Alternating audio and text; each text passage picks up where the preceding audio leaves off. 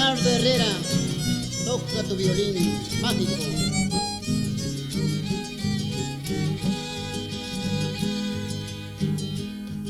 En una cantina tú me has conocido, en una cantina tú me has conocido, tomando cerveza tú me has conocido, tomando cerveza tú me has conocido.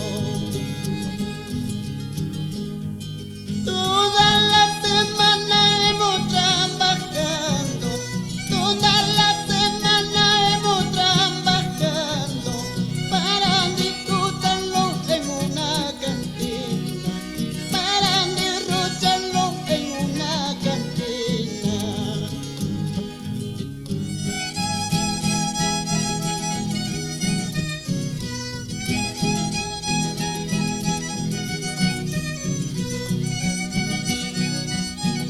Con cariño este guainito para José Espinosa Rojas y señora Francisca Paz Montesinos. Señor cantinero, dame dos cervezas.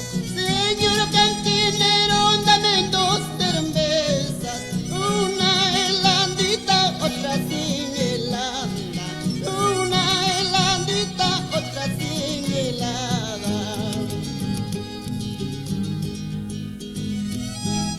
Señor cantinero, dame dos cervecitas para brindar por ella, aunque mal paguen por la botella.